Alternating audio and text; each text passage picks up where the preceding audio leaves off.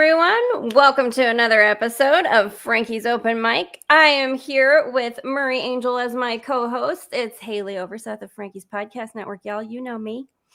And today we are joined by Tylee Gooderham and Glenda Dawson, some friends of the podcast that if you've been paying attention to me, you probably already know. Hi, guys. How we all doing? Hello. Hey, Haleigh. Hey, Murray. Thanks for joining us today. Having us on. Yes. I'm super excited for us to have a little an improvisational conversation, as we always do, because you know how I roll. I like to just follow the stream of consciousness. Glenda, thank you. Thank you for that little face that you're making, Glenda, that I'm so used to seeing when she's like, oh, Lord, here she goes. What are we doing now? I know. Just roll with it. I always do. You always do. You're brilliant at it. So guess what? We can start with you perhaps then. My question where I want to start is, when have you had to use some kind of improv, or as Murray would say, situational adaptation in your teaching practices or your client work with energy, the energy work that you do? Talk a little bit about what you do and tell the audience when you've had to just roll with the punches just a bit, aside from when you hang out with me. Okay. Everybody's getting so used to it. Well done. What a tag. Yes.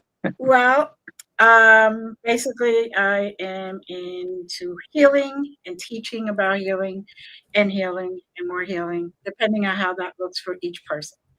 It could be anything from helping them deal with their paranormal entities in their house to their energy healing in general, through their matrix, through Reiki, whatever that entails. And also teaching. So I teach everything I know, I teach. And love that. I was going to say, everything I know, I teach. What? Yes. I mean, and that's a beautiful thing. And sometimes, I feel that some courses lack certain things. So what I learn, I research when I'm like, yeah, there's something missing here. And then I add that to my courses because I feel everyone should be able to follow one step and get to understand what they're dealing with and what they're doing. And improv. Some modalities evolve. There's certain ways that you find that work better for others, and so you bring those into your teachings. Exactly. Well, it's like Reiki. When I first studied Reiki, it was hands-on. You put your hands on the person, even though you could do a distant healing. They still require you to do it. And it's like, it's energy. Why would I need to touch the person? And so now it's more acceptable that you should send, the person is there, but you should let that energy flow instead of touching or anything, because it's not up to me where it goes, right? Yeah, so, exactly. So to answer your improv question, Haleigh, each and every time I do something, I'm thinking, oh, I should go this way. And then all of a sudden it's like, no, wrong. You could start that way, but it's going to just evolve into whatever it needs to be. And even when I'm teaching, there are times where I'm making changes right as I'm teaching on the next tile and the next part. Well, because you're also always channeling an inflow, so the new information can come in the moment. And when in the moment it shows up, you got to share it, right? Exactly. You touch on two powerful points here, Glenda, that I'm going to bring forward just to talk a bit more on, and that is the attribute of releasing the need to have an attachment to something versus moving into having the intention in place. You talk more on that, on how you separate those two, because that's a very fine line for everybody. Clearly. Yes. Oh, yes. But you see, I don't attach to the outcome. It's not my outcome. All I do is I'm the conduit to provide whatever they need, whether that includes the healing, the paranormal stuff, the teaching, the guidance, even sometimes before COVID, they used to wake me up at 3:00 in the morning. I would go to Dunkin' Donuts and they would say, you just need to be there because you need to communicate. You need to start talking to somebody and get them off what their thought was, which was at one time or another could be killing themselves or ending it or coming very close to it. So I would just go there, talk to them, have my cup of coffee. 3 o'clock in the morning. I don't look like myself, but I was still there. 3 o'clock in the morning. I'm sure you looked beautiful, Glenda. Stop. No. You mean you Gorgeous. were authentic? Amazing. Amazing. Amazing. But it, so I would just be there and start a conversation and actually say to myself, okay, no matter what comes out, it is not up to me. I'm just here, the vessel. So whatever they need to hear, make it come through my mouth. Make it come through my voice. Make it come through my throat. Because I don't know what they're thinking. I don't know what they're doing. And so the outcome is just to get them to stay, to finish their journey, to do, because they have greater things to do, but they're seeing only the moment where they could be very low on energy, very negative energy. They could have, we're human, right? We all have that experience where we even doubt what we're doing. And yet, the encouragement of just being there present for them. So that's why I don't attach to the outcome. I can't. Whether I teach, whether I do the coaching, whether I have my conferences, anything, I don't attach. I just say, okay, it's in your hands, guys. I'll just become the conduit for it. Yeah, can I add to that? That's jump in, and we got to hear about your improv too, Tylee. I don't want to interrupt her flow, but Glenda kind of pointed out that it's really powerful to be able to separate from laying out an expectation. And we've learned in the spiritual circles from the powers that be. I listened to my Bashar and the other teams. Staying away from expectation and anticipation of the outcome of a particular action or event. And it's really hard as a new healer. It becomes very difficult to do that because you're concentrating on delivering your tools, the healing. And when one action is supposed to deliver something, you're not used to seeing it unfold in many different ways. And you have a tendency to kind of, hey, I'm not seeing her react this way. I'm not seeing her, her looking, feeling better. I'm not seeing what I'm expecting. So when you step away from that, it actually opens up the healing to a much more powerful level, because now just the very act of expecting on behalf of the practitioner, it does actually box in the energies that you've just delivered to the person or the being. And by letting go of that, it allows it to radiate around the entity wherever it needs to go. So I think it's really important that what you said about detaching from the outcome. Well said, Tylee. And just to elevate that and add on to that for both of you, like from what I've understood, so I can put that back out, moving into these higher vibrational frequencies, the new Earth, 5D, there's a lot of conscious energy being absorbed in real time. We're all expanding our awareness. So I guess looking back on that, you can probably intellect to a bit of understanding that people, if they spend more time in their awareness, are not going to get really absorbed into their consciousness, which is not going to take them into those states of control and the outcomes that we've just spoken about. Yeah. Amazing. Yeah. And in the same breath, along those lines, when you're meditating, by living in the past or anticipating the future, you are creating expectations, because that's what anxiety and depression are well, in some form, looking in the past or the future. So by stepping away from that, you're in the present, and then you're where you're supposed to be, because it really is only the present, and we spend time not where we actually are. That's a lot of anxiety. Yeah, it is. Sure. And depression. It is, but it is something that the collective does deal with pretty deeply. And maybe you, as you're all energy healers here, and you do work with people and clients and, group settings, individual settings, various different ways with people. And so you probably see a lot of the patterns of the collective, right? The things that do come up frequently. And for as much as it's a simple answer, or should be, right? As we do overcomplicate things as humans. That's one of our superpowers as such. One of our superpowers.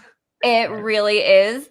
But when it should be just a simple thing of choosing the moment and being present, how do you speak to what you notice as the pattern of the collective, that we have a hyper tendency to be depressed, think about the past and things, and have expectations of those old hurts coming up again, or be in the future and anxious about what could come that hasn't come yet, right? As easy as it should be for everyone, it's still one of the biggest problems many of us have. So what can you like, and Glenda, I'll start with you again. So, and we'll just roll right around. Everybody can go ahead and give us some input here. But it's a very real common thing that this is what the collective is struggling to release right now, and be able to really find a joy in being in their present moment and not letting those past and future ticker tapes run. Yeah. Well, I usually just tell my clients or my students, you can't change the past. So why even think about it? You cannot control anything, including the future. You could control and manage what you're doing right now. So enjoy this moment, create those good memories and those layers of good frequency. So then the future will be in a better place for you. The more positive energy you invert and absorb at this moment is what creates the future. So why even worry about that? Just focusing on what you're doing, giving it your all, and create those beautiful memories, which is what really the only thing you're taking with you. Yeah. You're not taking anything else with you. So, just forget the past, forget the future, focus and right now. Yeah. So powerful. I think it's an educational thing, because there's a lot of people that don't know what being in the present moment actually means, because unless they've been taught, what does that mean? And it's like, it seems like such an obvious thing to those of us who try to spend a lot of time there, or spend most of our time there. But to those who are not used to meditating or doing that, the idea is there is, like we said, only the present moment, and your interpretation of the future or the past is fictitious. It's not real. So if you understand that, at least at a really high level, and just run with that, the more that you spend time in the present, which is by doing simple things like looking at something and examining it, a spot on the wall, a spider, your hand. Look at your hand, like just examine it, and or just sit quietly and try to listen to as far away as you can possibly listen, just to exercise your audible senses, exercise your visual senses by looking as far as you can see, activating your senses. By doing that, you're staying in the present. You're locked in the present, and the more time that you spend in the present, actually, the less you age. You actually don't age as fast, because when you're doing something fun, right? When you're doing something fun, time kind of flies, and that's because you're in the moment. You're in the present moment, and the more fun you're having, the shorter time appears. Well, it actually does shorten. It's just not as long. It collapses. It collapses on itself. Yeah, exactly. And for those of us who spend time thinking about the past and going over past events or anticipating future events that aren't maybe so friendly, that causes you to age, and it shows. You can tell people, you can tell warriors, you can tell them by looking at their expressions and their faces and their demeanor and how they hold themselves. So what I do is usually one of the first things that I do with a client when I have them in is get them into the present moment. I'll give them sensory inputs. They'll sometimes incense, just to change the the air in here just to something pleasing. Not that it's not, but I got a lot of plants doing that for me, but it's kind of nice to have an off, like something that draws your sense of smell, and then visual things that I can draw their attention to, and so on. So that brings them into the presence, because a lot of times, one of the things that I have to do as a practice, and maybe Glenda and you guys both all probably do this, but when you have a client come in, sometimes it's like they've had a day or a week or a month that they are just like locked into and just going over. And then when they get to you, you know, you guys are empaths, right? They're just going to unload. It's time to unload because that's what they're paying for. All right. They want you for the healing. So they tell you all their troubles, offload their energies. And so sometimes you got to get them off the ledge, and you know, you don't want to interrupt that process because they're unloading, but you don't want to add to it. So let them unload, bring down their tone a bit so that they can, you know, slowly pull them, anchor into the present. And then when they have kind of vented that excess pressure, now we can, you know, start bringing them into the present moment and talk about the issues at hand, because, you know, now whatever pains or emotional things or electrical things that are going on with them that they need balanced out, it's while they're in the present moment that we want to work on them, not when they're in the past, because ultimately we want to fix them in the present, because that's where everything is. And if we keep them in the past and we fix them there, then they're going to get to the present, and the pains and the issues will still be there. So ultimately, once we balance them or do our magic, whichever, you know, choice of magic we all do, it ends up balancing them out, and ultimately they'll grow to a point where they'll be in the present moment, and they'll feel that healing, and then they'll just be in the right place. So what I do is applied kinesiology and something called QHHT. The applied kinesiology is muscle testing. So I can talk to the body, ask it questions, find out, you know, what the pain is that we're dealing with, how deep it is, in what order I can fix things, because the body knows everything. It knows when it got wounded. It knows in what order it needs to be fixed, because it's an onion, right? There's layers to it. And there's a past and a you know, a simulated past. We've got this reincarnation that we consider a permission slip, most of us.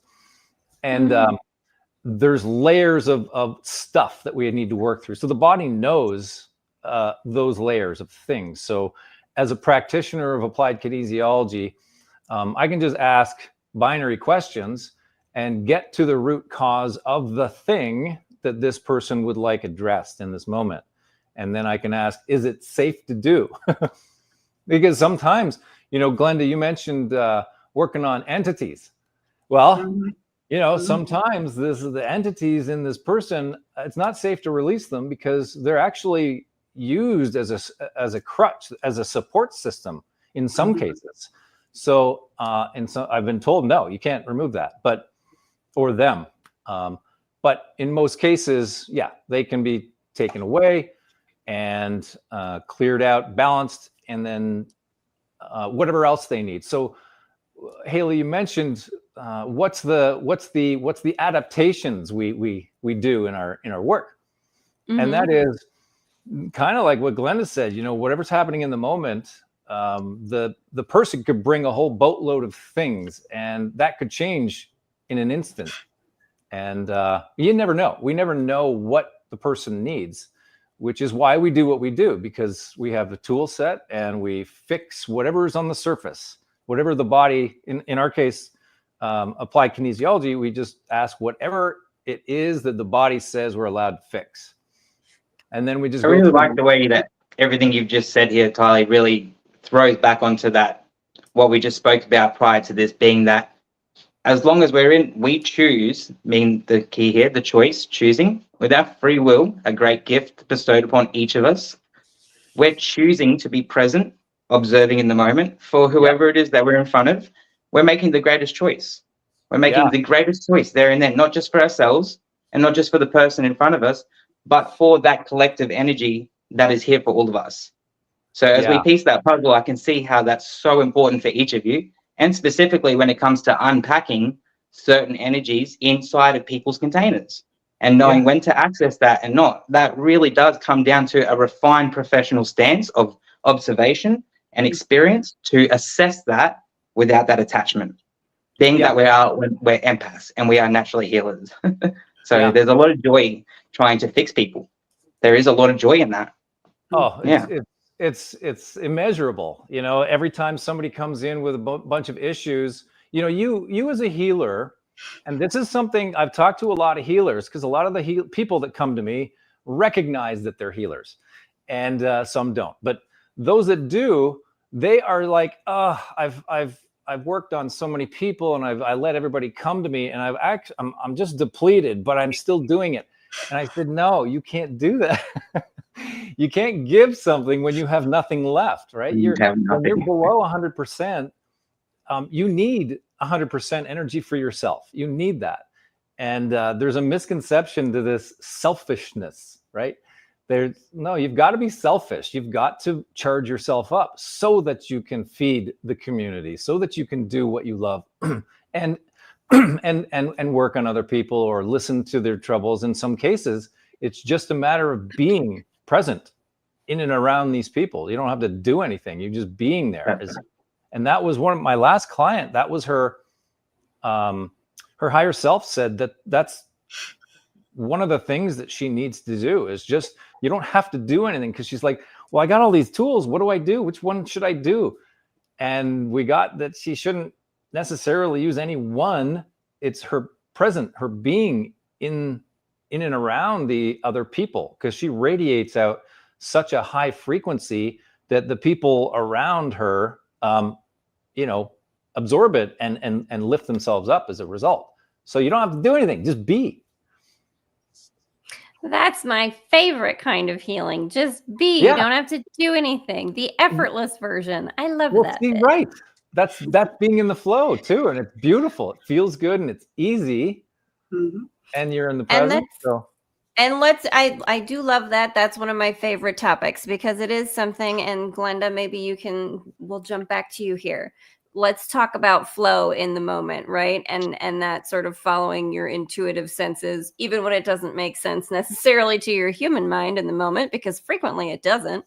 Yeah. You got to just kind of roll with it anyway and be like, okay, well, we'll find out what happens. This seems like the thing to do right now. Or what would you, because that is something for me when it comes to flow and the conversations about flow, right? That it really is meant to be easy, right? It really is meant to not feel like an effort, not feel like you're forcing anything. It's meant to just breeze by so quickly that you kind of, you could miss it almost, right? But being in the moment, you're just, time is what's going by because you're here in the moment. You're in the current.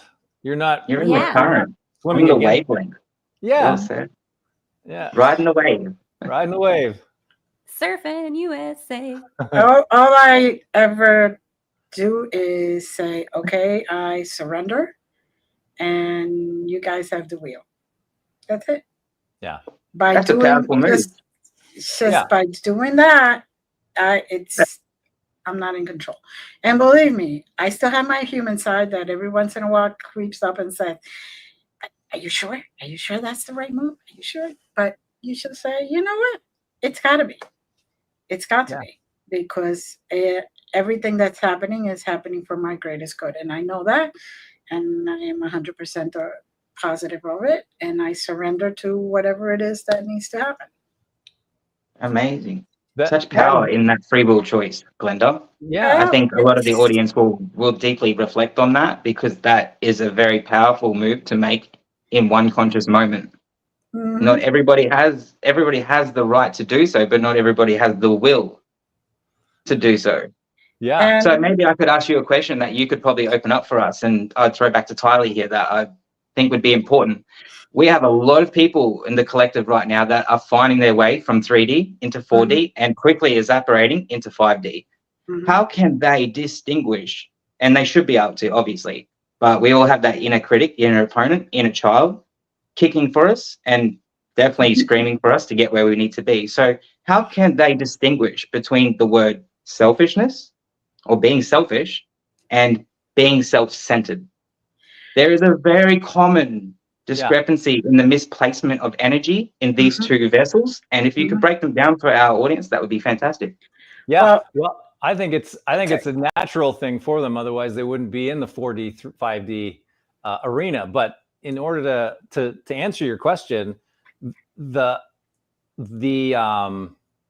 selfish, like the providing for yourself, the self-love, that's how I would separate it. Is that one is self-love, and one is more of a kind of a negative energy that you. Oh, here's how I guess I would separate it: service to self, service to others. And when you are in a vain kind of selfish place, you're not really in a service to others mode, right? You're service to self, right? You want other people to see you a certain way. You want to kind of build yourself up a certain way. You're not helping any other of the collective. But when you are in a self-love mode, this is a service to others. As much as it sounds like an oxymoron, it's actually you're readying your vessel to help the community, to help the consciousness, to raise it up, to do what you do. And so I guess that's how I would verbally differentiate them. But if I were to measure them, as we can do, you know, with muscle testing, you can say, okay, well, the feeling you're having right now is on the David Hawkins scale of consciousness. Is it above or below 200? So that's his barrier. 200 and down, you're actually draining the energy from yourself. And these are all, I don't know if you're familiar with the levels of consciousness from David Hawkins, from the Hawkins scale of map of consciousness. I think we need to, that might have to be like a whole podcast that we get into, because I feel like you've brought it up before, and there's a lot to unpack there. But it is. But essentially, he's got a number system that's an algorithm, and any emotion that you're feeling or having or holding on to that is below 200 is draining your energy. Any emotion you're having that is 200 and above is building your energy, is charging you up. And basically, Jesus would be around the 1,000, number 1,000. That's at the top of the scale, right? No pressure to get there, anybody. No. Yeah, and you know, we spike up and down. But to answer your question, Marie, I think that's how I would probably differentiate it. How you actually feel about that action that you're considering selfish. How do you feel about it? I mean, are you even considering the feeling of it? If you're not, then you're probably doing it for like the more vain reasons. But if you're doing this so that you can love yourself and in turn, you know, deliver yourself out to the consciousness, then that's you know, that's the more positive route to go. I hope that kind of covered it. Absolutely. My brain was kind of firing in a whole bunch of different directions. Yeah, no, it's very insightful. And would love to hear from Glenda as well, just for the equal viewpoints. Basically the same thing. The only thing is, think about it. Even if you're in an airplane, what do they always say? If you're having trouble, even if you have a child with you, you put the oxygen mask first. Why? Because if you put the oxygen mask first, you will stay alive to make sure they stay alive. If you give it to them, you pass out, and they're going to be screaming and dying too. So it's basically, you have to recharge. And that's not selfish. That has nothing to do with vindictiveness or anything else that you can think of. It is, you charge your body, so then you can re-energize those around you. So you can do healing. Now, if you are just recharging because I want to show off that I could go to Fiji And so I'm taking all these pictures at Fiji and you know, all over the internet. So, oh, look at me, look at me, look at me. Then that's different. Yeah. And I'm not saying a vacation to Fiji is bad. I'm just saying it's how you create the expectation that you want people to see you. If you're doing it to be, look at me, I'm here, pay attention to me, then that's selfish. That's really more selfish. ego driven. Right. Yeah. So coming from a place of for love rather than from love. Exactly. Really, really easy way to distinguish that. Cool. There's a greater perception emerging here from this talk we've had for the last 30 minutes. You can clearly see that. And that evidently comes back to perception. So I thank you both just in this moment now, personally, for offering such a large perception and keeping it widely available, because I don't believe everybody does know what it's like to make a decision from a place of presence for the greater collective of themselves and what's outside of them without being externally pressured, influenced, shifted, manipulated, or even just feeling a state of compliance to that because of what we come from, this old framework. So I really have enjoyed listening to these so far. And I have one more question that I would like to present. Before you ask, can I just add on to the last conversation? Yeah, just please. briefly? There is there's a lot of people out there that don't believe that they deserve the self-love that they need to give themselves. I mean, they're in maybe narcissistic, empathic relationship or whatever. Maybe they've just been brought up where they are subservient to whomever they're around, whatever the reason is. They don't often believe that they deserve the love. They don't deserve to go to the gym and have some alone time. They don't deserve to, be away from everybody just so that they can recharge. And I would say to them, anybody who feels that way, that it is the best possible thing you could do, the best absolute possible thing. Don't even ask anybody's opinion on it because it doesn't matter. It's what you should do because your energies need to be up to 100% or more. And we talked about bringing these energies in to charge ourselves up so that we could heal and give to this consciousness. But in some cases, it's just basic survival. These women, I think, in more often than not, in my case, the clients that I get are more women, that they are only hearing now that they're allowed to get, time to themselves, to get, a little bit of self-healing and self-love. You're right, but it's not just that, it's a need. It's important. And selfish is not a bad thing. So there. So there. Great. Selfish is not a bad thing. Boom. So Great, there. Andor. That needs to go on a t-shirt. Lock it in. Yes, lock it in. I Yeah. love it. Put it on a t-shirt, yeah. So what was the other question? Sorry, Marie. I know you had another question you wanted to ask. Sorry. Yeah.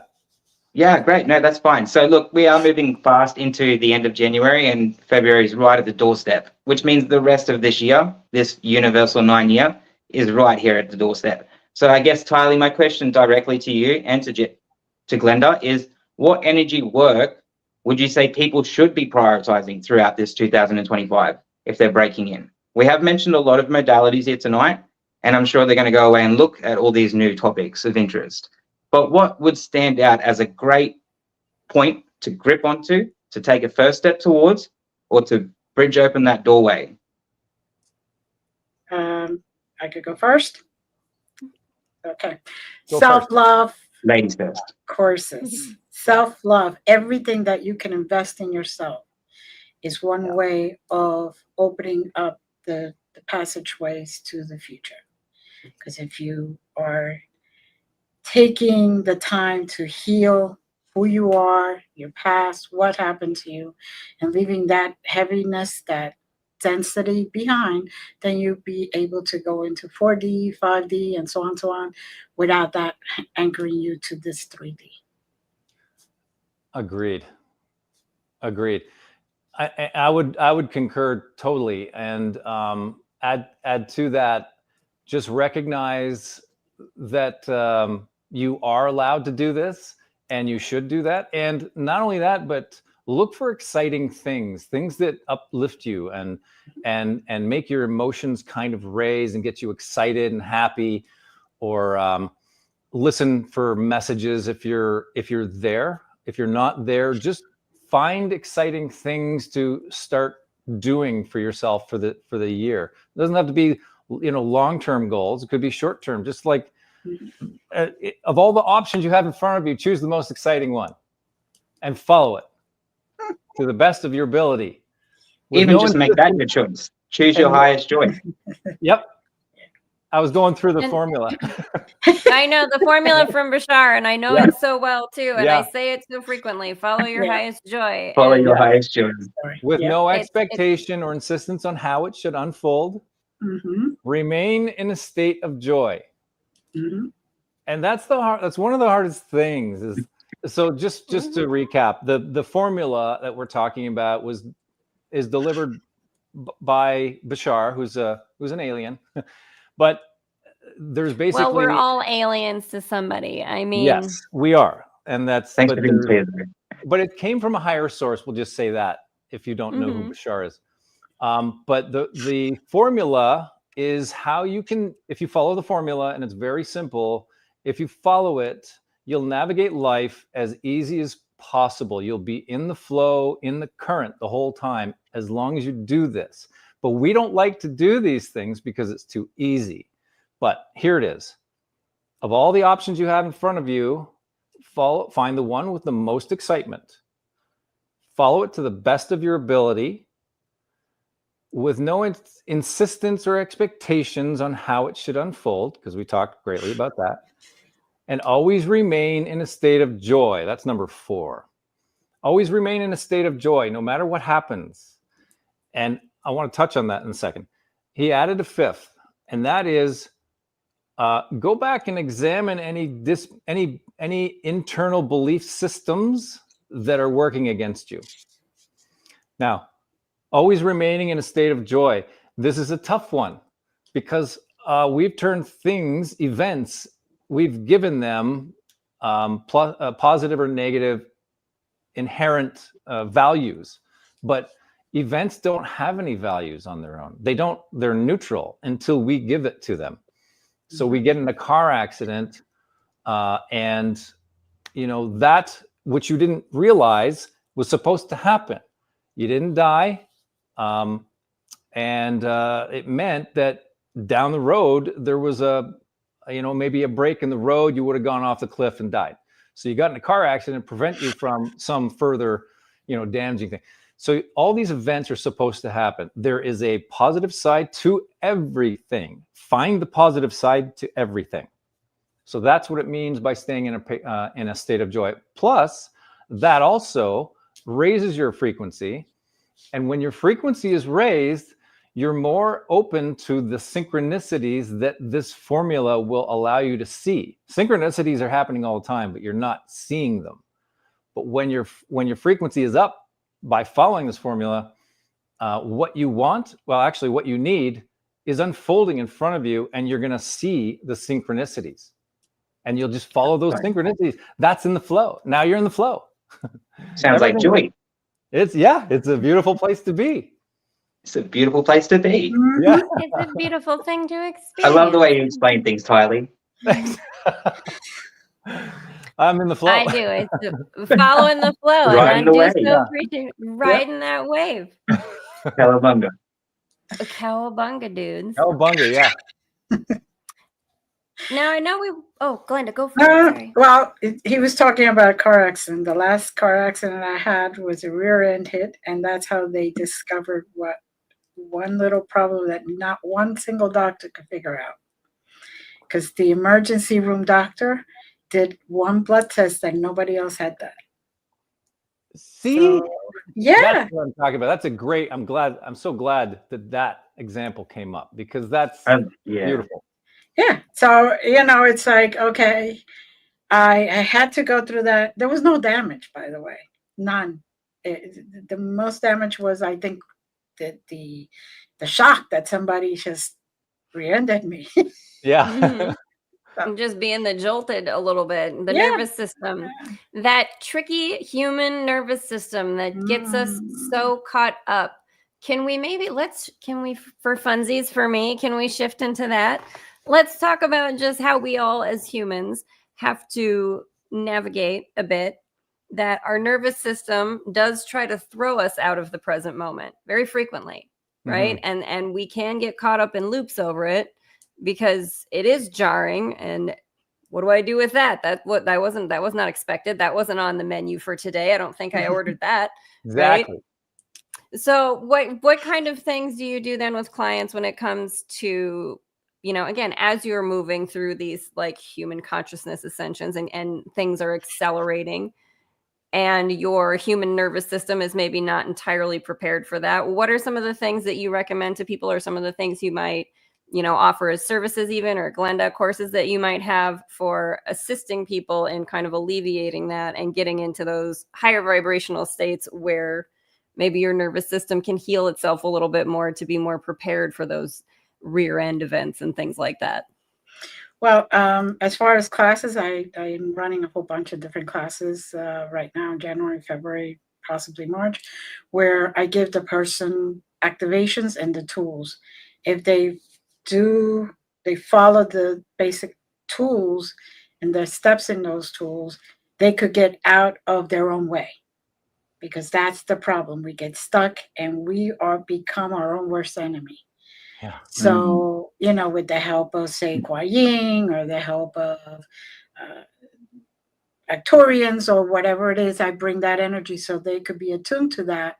So then from that point on, following certain steps, they could just like, wow. But I really tell them, truthfully, is go to the candy store, literally. Go find the candy that you haven't had in such a long time, but you loved it. Take some of that home. Take a little bit. And then if you want, take a nap like when you were a child. And reset your mind, reset your whole situation. Bring back the joy of when you were small and you had those moments of, oh, I'm getting candy, or, oh, I'm taking a nap and I can recharge. Whatever it is, just using the good that you already had, that you are so fond of those memories, and kind of relive it again to kind of, in a way, reset. Sometimes we have a lot, no job, no this, no that, bills are piling up, whatever. And you really just need to take a deep breath, shut the world out, because we are our own healers, really, if we give it a chance. And take a nap. Take a nap. Go out and walk in the rain. Go out and literally singing in the rain. That's like the most fun. You're just naming some of my favoriteest things. Send her to the candy store. Let her have a nap. Let her go walk in the rain and dance a little bit. I mean, Glenda, can you write me a prescription? Baby's day out all day, every day. And can you please write me a prescription for that? I'm sorry. I need candy. My energy healer. You sound like the right type of doctor, Glenda. Yeah. You sound like you knew a doctor. Well, Let me prescribe you. I am telling people it isn't as complicated as people think. Bring it down to reality. Bring it down to what you need at that moment. Literally, sometimes you just need to go around and unplug every single electronic that you have. Have a cup of tea, look out your window, and just reconnect with yourself. Don't take that long bath or that long shower. Just go back to resetting. And that's basically, basically one of my biggest thing is just, there's a park near here that the two men that built it brought big boulders and rocks from England and Ireland and Scotland. And they basically created a beautiful place where a lot of energy, where you go through a underbridge type of thing, and you go under there and you go into the fairyland and you communicate with fairies. Before that, it's loud, noisy, and all that. You walk through there and everything gets silent. And I keep telling people, go there, just hang out for an hour, 45 minutes. Go to lunch. Go eat your lunch there because they have picnic tables and everything. Okay, not so much now. It's kind of cold, but yeah, maybe not. You know. Maybe not outdoors in some of the geographical locations that we currently find ourselves in. Please stay warm, y'all. Yes, because we've had below zero temperatures and all that other stuff. We don't need, your body doesn't need that, but it is refreshing. And even if you cannot go out, but you want to see something, go on YouTube and type in, Ireland and meet Ireland, right? And focus on that moment so you can just let go of those rewinding thoughts, the vicious circle that won't let you step out of your own way. Basically, just reset. Beautiful. I love it. Tylee, what about you? What other things would you add? Nervous system issues come up a lot. And like I said, when the client usually comes here, they're wired from the day, from the week, from the events. Their nervous system is shot. Their adrenals are blown. So one of the very first things I do is if it's summertime and it's mild out, I'll say, okay, well, let's take off our shoes. We'll walk around in the backyard because it's very wooded and treed back there. So, but the important thing is at the bottom of your feet, in the middle of the widest part of your feet is kidney 1 point in acupuncture, in traditional Chinese medicine. And that is how you ground yourself. That's how you drain overloaded energy from your body into the earth. And if you're absolutely drained, you draw it in from there. So get those peds on the ground. But in this time of year, when it's a little too cold to do that, it's a little difficult. So there's tools like crystals, dark crystals, black tourmaline, obsidian. Those rich gems will allow a lot of grounding. But if you want to get mechanical, I actually just bought a grounding strap that, and this is important for people that are in buildings and don't get the chance to actually go outside. If maybe you're in your downtown city, you buy these plugs. They're 2 fake paddle plugs, and then the ground plug is real, and then off that is a cable, and you basically hold the cable. And mine has a wrist strap, and because the grounding plug in your outlets goes into the ground, so attach it to your wrist, to your leg, to whatever, and it'll ground you out, and it'll calm your energies or draw in energy. Aside from that, it is all the things that Glenda was mentioning, looking at calming pictures. If they're particularly charged up, if they're completely frazzled, which is a very easy thing to do, because as you mentioned, the electrical interference around us. There's something called biogeometry, which I'm just learning about. My chiropractor, I got a beat on that. I was gonna say he's excited. Let's do we have a cliffhanger here? Are we gonna have to have Glenda and Tylee back for another podcast? I think so. We are. Yeah, I think so. Well, okay, let me not tell too much about it then.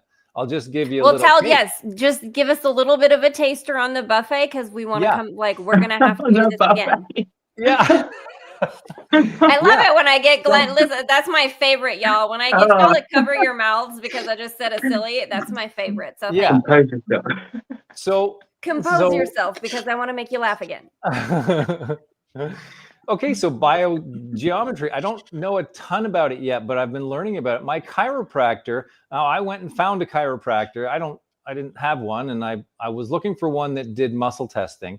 I found him, and we're now really good friends. All around his office, he's got things in the corner like crystal tubes, and in some cases, in the crystal tubes, he's got little pieces of paper with designs on them. And I'm like, dude, what's that? And he goes, well, the tubes are balancing out the energy in a feng shui kind of way. But I said, yeah, that's cool, but what's the design that looks like sacred geometry? He goes, it's biogeometry. It has particular effects in the area depending on the direction and the design that's on it. You can have the design on a 2D piece of paper, and it does one thing. You can have a physical object of a certain shape and size that has characteristics that does 20 times more. And I'll just tell you this to end it off. In Sweden, this particular small town was inundated with Wi-Fi signals and cell towers. The people were getting visibly sick, apparently. It was somehow measured. And somebody figured out how to bring out the biogeometry shapes of objects. He made them or found them or something and started dropping them around the city. And everybody started getting better, like almost immediately. And he was dropping them around the city all over the place where people were kind of, drained and whatnot. Anyway, so this is, I don't know a lot about it yet, but I'm starting to dig into it a lot more because it's such a powerful thing. And you can just print off these things. And now you've got all this powerful energy on a piece of paper. So yeah, well said. You could even get jewelry, just so everyone's aware. You can take that further, and that can be implemented onto actual jewelry, so you can wear that around with you. So that way you're creating the qualitative and quantitative states all throughout your present moments. Yep. Amazing. And you can write it into the aura of the individual. You don't even have to see it. You can just write it if you know what you're doing. I would do that with nutritional supplements that somebody needed. In some cases, how much time have we got? Okay, I won't go long, but you're good. I'm watching the time. That's my job. Okay. Don't worry. I'll get it. Don't worry. Okay. So when we have somebody in and we go through a menu of tools that they need, the body wants to fix. Is it nutritional? Is it emotional? Is it structural? Is it electrical? In some cases, it might be a nutritional supplement they need to fix the issue. And if they don't have it handy, I can just write the name of the supplement, vitamin C, into their aura and intend it to be in their aura, and then they're corrected. And it's there as long as the intention stays. If they walk away and say, yeah, that didn't work, well, then it's cleared, right? But they can visibly see it because the tests are obvious. But I digress. We write these symbols. We can do whatever we want in the aura, in the energy field of the person, and it changes the energy. Well, to follow up a little bit more on that, Tylee, I have a necklace that is this big, a pendant that she has seen. Yes, Haleigh has seen it. And they actually wrote some of those symbols. Yeah. Yes, and it was made in Brazil for me. Beautiful. So can you bring that in maybe one time if I'm on, and it would be really cool to show that. Yeah, I agree with you, Tylee. Y'all. Yeah, and you'd be able to see that too. Yeah, I could feel. I know Tylee felt it that day when I wore it. Oh yeah, I know. Whenever she's got it on, that's that necklace. Let me see that. What you got? I love it. Even if I have it inside my shirt or my blouse, it was like, you have it on, don't you? Yeah, that's cool. It is. That's cool. I want one. I love it. I think that's so fun. And it's so simple. All these things are so simple, and all you have to be is open-minded to it. As soon as you say, no, this doesn't work, then of course it's not going to work. Right. But when you're open to it, oh man, the world will change. The whole world of surrendering. Mm-hmm. The whole world of surrendering, the energy of it all, as I titled the episode. It's so true. Yeah. It's, we do overthink it, and we do make it harder for ourselves than it needs to be very frequently, because that's just part of the old paradigm that we are all cycling out of. And maybe some of it sometimes, y'all, is just to not beat yourself up when you get there, because that's, I think, what keeps a lot of us in the loops is the self-blame, right? Amen, sister.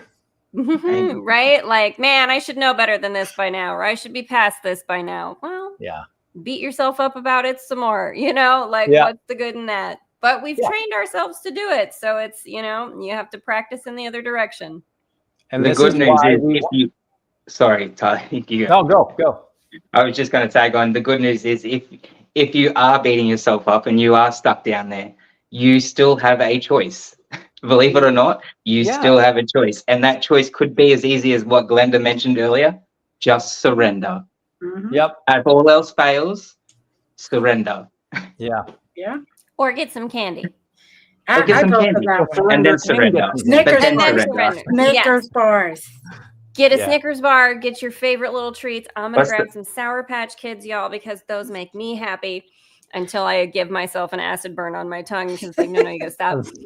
Right. Please, Tylee. I don't remember what I was going to say. I liked what you Oh, said. sorry. Boomerang. I just, Boomerang. boomerang. Say Yeah. boomerang. Yeah. Oh, I know. What's that for him? It gives you more of a reason to self-love and be selfish because you raise your resonance.